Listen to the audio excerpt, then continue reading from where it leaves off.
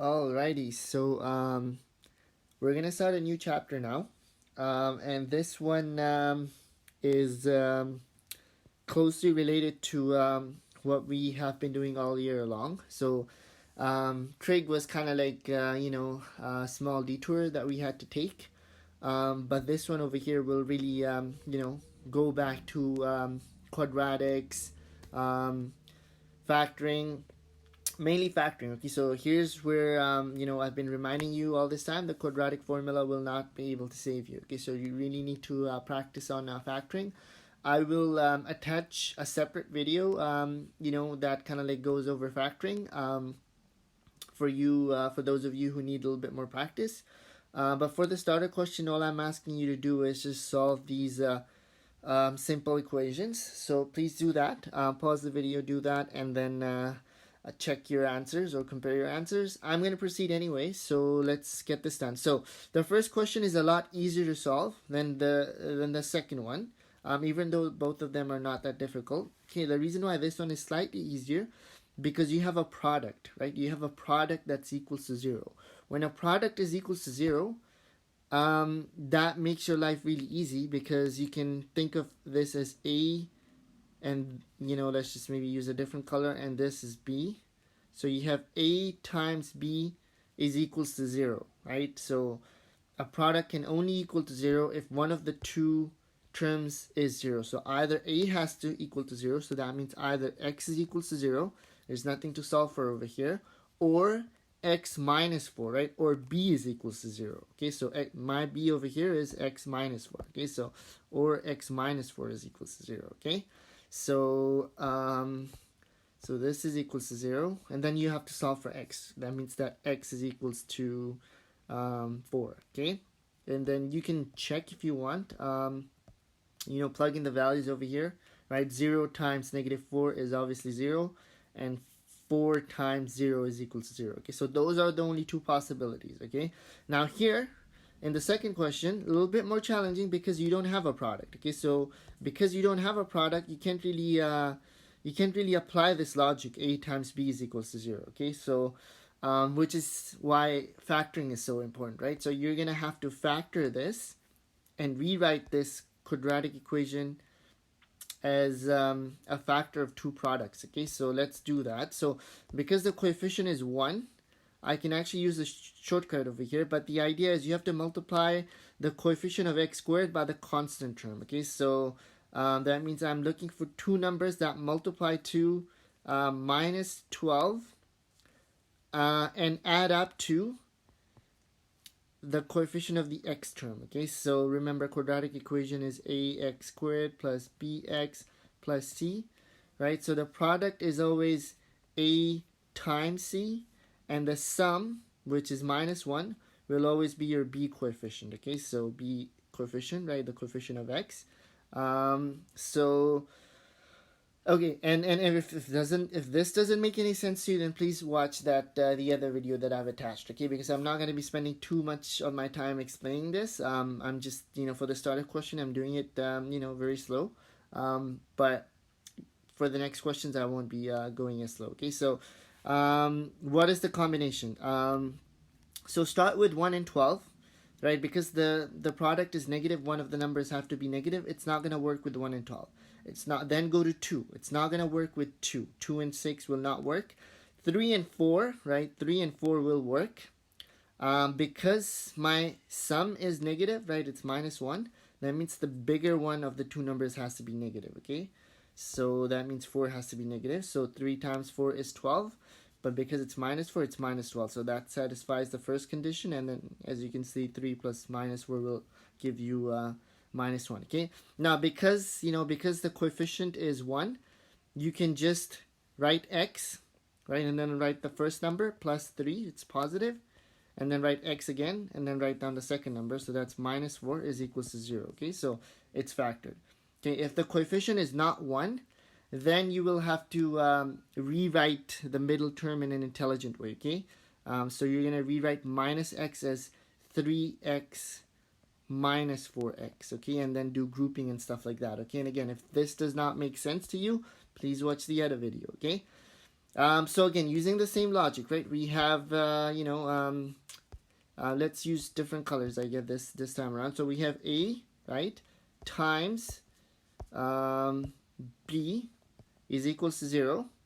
So either A has to be 0 or B has to be 0, right? So that means either x plus 3 is equals to 0 or x minus 4 is equals to 0. And then just solve for x. Okay, so the advantage of, I guess, factoring is that now you can rewrite this quadratic function as a product of two linear functions, right? And it's really easy to solve linear functions, okay? So using this fact, right, if A times B is equals to 0, then one of them has to be 0, okay? So this means that either x has to be minus 3 or x has to equals to 4, okay? So these are my two solutions. So maybe, let me just put that, kind of like put a box around it to show you that this is my final solution. So if you, I'm not going to do this, but if you plug in, x is equals to negative 3 in this equation, right? So in this equation here, if you plug in negative 3 and then, work this out, you'll see that it will give you 0. And same thing for a 4, okay? So, try that, and then hopefully you will see that these are your two solutions, okay? So what we're gonna focus on now are rational expressions, okay? So rational expressions, here's the fancy definition. Sorry. So rational expression, an algebraic function with a numerator and a denominator that are polynomials, okay? So example is 1 over x or m over m plus 1. So basically what will happen now is you're going to see fractions, right? You're going to see fractions that will have a function on top, but not just any function, a polynomial. So in your case, you will probably see a linear function or a quadratic function on top, and also a linear or quadratic function in the denominator, okay? So this is kind of what it will look like, 1 over x. Also, your quadratic function, right? For example, x squared minus 4. So let's just say y is equals to, this is also a rational expression with denominator equals to 1, okay? So when the denominator is 1, then, it's not, I guess, so challenging, right? It's not really, it is a rational function, but we don't really, think of it as a rational function if you want, okay? But when you have a numerator and denominator, right, kind of like what you see, especially up here, right? In this case, as you can see, you have a quadratic on top and a quadratic at the bottom, right? So this is a rational expression, okay? So this, I mean, it looks challenging at first, but this can be simplified, okay? And the only way this can be simplified is by factoring, okay? Your quadratic function, guys, or quadratic equation will not help you over here. You really need to know how to factor, okay? So the problem with a rational function, so let's just go with this one over here, is that because now your denominator is not fixed, right? It can change because you have a variable in your denominator. There is a value that your variable can take that will make the denominator 0, right? And in math, your denominator cannot be 0 because it's it's a big no-no in math to divide by 0, okay? So that's a restriction, right? So that's what we call non-permissible values, okay? So values that make your denominator 0. So example would be, right, if you have m over m plus 1, right? So if this is your function, let's just say y, okay, whatever. So you're right? So m cannot equals to negative 1, okay? Because if m is negative 1, negative 1 plus 1 will give you 0, okay? So how do you find non-permissible values? Okay, the best way of finding non-permissible values, just make your denominator equal to 0. So m plus 1 is equals to 0, okay? This is when I have a problem, is when my denominator, which is m plus 1, is equals to 0. And then just solve for m, okay? So what is m? So if I solve for m, I'm going to get, well, let's just move the, as to minus 1, right? Minus 1, and then m is equals to minus 1, okay? So this is a problem. This is my non-permissible value, but, you could say that, the non-permissible value is m is equals to negative 1, or a better way of, saying it is just once you solve for this equation, then just conclude that, okay, therefore, right, 3 dots for therefore if you want, m cannot equal to -1. Okay, so initially I know it's equals to -1 because I'm making it equal to 0, which is something that I should avoid. Okay, but I'm making it equal to 0 because I want to know what value will make it equal to 0, and once I find that value, I have to ensure that my function does not take that value. Okay,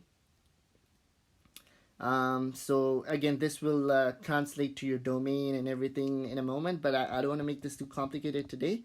But yeah, just non-permissible value is the value that makes your denominator equal to 0, and that's something that we want to avoid at all costs. Okay, so for each rational expression, right, just to practice, determine non-permissible values. So how do you find non-permissible values? Well, you have to make your denominator equal to 0, right? So you have 4sr squared is equals to 0. Okay, so this is great because I have a product, right? I have a product of 3 numbers, right, if you want. So I have a times b times c, right? And if this product will equal to 0 either if a is equals to 0, right? So if a is equals to 0, or b is equals to 0, or c is equals to 0. But the thing is, a is a constant. A is always 4, so a will not equal to 0, right? So this will only equal to 0 either if s is equals to 0, or if r squared is equals to, you know what, I think I should be more conservative with my space. So let me write this a little smaller. So 4sr squared is equals to 0, right? So this means that either s is equals to 0 or r squared is equals to 0. Okay, and then you can solve for r by taking the square root. So when you take the square root, take the square root. So that means that r is equals to 0. So these are your non-permissible values. Okay, so s is equals to 0 and r is equals to 0 are your non-permissible values. So what the textbook does is, they will write a sentence in English, right? Non-permissible values are s is equals to 0, r is equals to 0. What I like to do is just state this. Okay, so once I solve for my equation, I know that s, right? So s cannot equal to 0 and r cannot equal to 0, right? So these are my non-permissible values. Okay. For the second question, same thing, right? So this will equal to 0 when my denominator will equal to 0. So either x has to equals to 0, right? Or 2x minus 3 is equals to, is equals to 0. So solve for x, right? So again, do it however you want. Move things over or just do the inverse, right? So plus 3 if you want, and then plus 3. So the 3's cancel out, and then you get 2x is equals to 3, and then divide by 2, right? Do the opposite, divide by 2. So x is equals to, if you guys like decimals, then you can say 1.5. 3 over 2 is fine as well. So your non-permissible values are x cannot equal to 0 and x cannot equal to 1.5. Okay, so these are your non-permissible values. Okay, I know it's kind of weird because I'm making it equal to 0 first and then I'm rewriting it in a different way underneath, right? But I'm doing this intentionally, right? I'm actually making it equal to 0 so that I know what values I should be avoiding. Okay, so and underneath over here, what you see inside the box are the values that I'm trying to avoid. Okay, this one over here, guys, is your starter question. Okay, because I knew that I'm going to be running out of space. So as you can see, p squared minus p minus 12, right? So let's just go back up here. Is the same as x squared minus x minus 12. Okay, so using this fact, so x plus 3, x minus 4. I'm just going to factor this right away. Okay, so was it plus 3 and minus 4? X plus 3, x minus 4. Okay, yeah. So same way. So this, because it's p, it's going to be p plus 3 and then p minus 4, and this is equals to 0, right? So this means either p plus 3 is equals to 0, so p is equals to minus 3, or p minus 4 is equals to 0, so p has to equals to 4. Okay, so these are the values that my function should not be taking, right? So my non-permissible value, again, you can write it out. My non-permissible values are p is equals to minus 3 and p is equals to minus 4. But, you know, who wants to write sentences in a math class? So what I like to do is I'm just going to say that p cannot equals to 3 and p cannot equals to 4. Oops. P cannot equals to negative 3 actually, and p cannot equals to 4. Okay, and this is my answer. So these are the values that my function should not be taking. Okay, otherwise we will have a problem, right? So your calculator will give a math error, and yeah. Okay, so for now, just you know, when you do calculus, right, when you do math 31, you will see what happens when you divide by 0. But for now, you know, let's not think about what happens. Let's just say that we cannot do that, okay? And when we cannot do it, but we can kind of like approximate what happens when you divide by 0, okay? So now your turn. I am going to ask you to do these 3 questions on your own, right? Pause the video, find the non-permissible values, and the only hint that I'm going to give you guys is think about the denominator only. Okay, it has nothing to do with the numerator. Okay, so pause the video. I'm going to continue. So over here, right, even though I have a on top, I don't care about the a. I only care about the denominator. So I have 3bc is equals to 0. So this will equals to 0 only when b is equals to 0, right? Or when c is equals to 0. So my non-permissible values are b cannot equal to 0 and c cannot equal to 0. Okay, so this is my answer. Over here, again, because I have a product, saves me a lot of time, right? I don't want my denominators to equal to 0, so I'm going to make it equal to 0, right? I'm going to make them equal to 0 and figure out what those values are that will cause me a lot of you know, problems. Okay, so that, see, you have a product, right? This times this is equals to 0, so either x plus 2 is equals to 0, right? Or x minus 3 is equals to 0. So when you solve for x, this gives you x is equals to minus 2 or x is equals to 3, right? So that means, right, your non-permissible values are x cannot equals to minus 2 or x cannot equals to minus, sorry, not minus 3, plus 3, okay? X cannot equals to either one of these values, okay? So these are my non-permissible values, okay? And then finally, the last question, right? So we have, let's just, you know, erase this. So let's erase this and then stop kind of like over here, right? So this is question A. This is question B if you want. And let's do question C over here. So y, so my denominator, right? Let's see when my denominator will equal to 0. Okay, my denominator will equal to 0. So again, many ways of doing it, guys, okay? Because you only see one variable, you can just isolate for the variable, okay? Or you could use difference of squares, okay? I honestly, when I see only one variable, I like to isolate for that, right? So I can easily do that. So this means that y squared, right? So let's isolate for the variables. So if you want, let's get rid of the 4 plus 4 plus 4. So this tells me that y squared is equals to 4, and then you take the square root, right? But just be careful, right? When you take the square root, this tells you that y is equals to plus and minus 2, okay? Plus and minus 2, because 2 squared is 4, minus 2 squared is also 4. Okay, so when you isolate for the variable, just be very careful when you're taking the square root, okay? Because then you have to put the plus and minus, okay?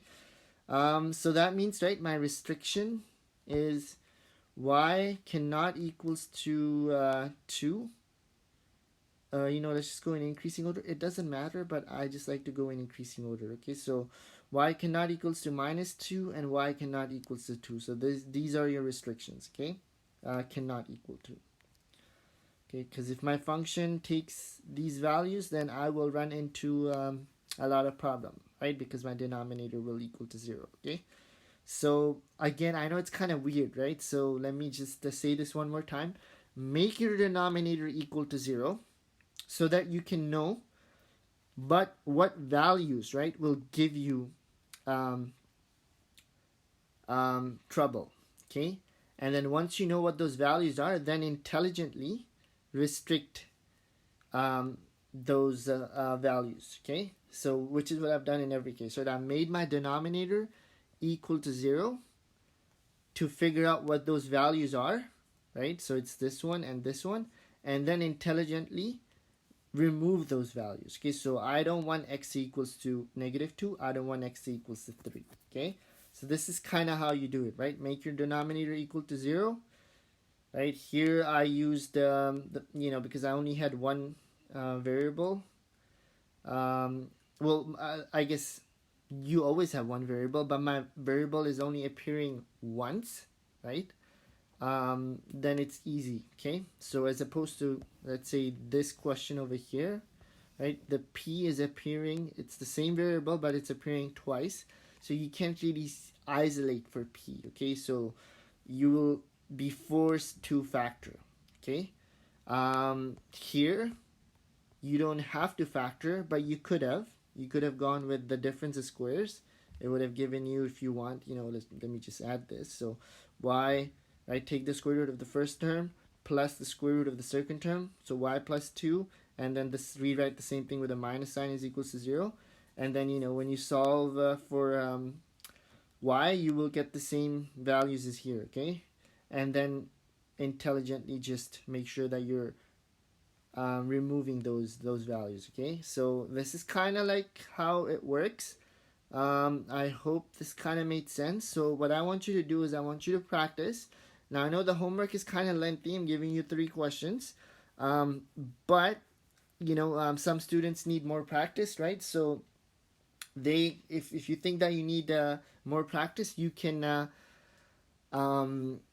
do all the questions, right? 3A all the way up to E or whatever. But if you're kind of getting it, then just do an easy and a difficult one, right? So if you could just do maybe 3A and 3F or something, and you get it, that's fine. Okay, so every student is different, right? So I'm not gonna force all of you to do all the questions, but I think a wise thing to do would be to do at least 2 questions per number. Okay, so yeah, and that is it for today. And I think for this week there's only going to be 2 videos. Okay, so this one and I'm going to be making another one shortly. Okay, so thank you so much, guys. Have a nice day.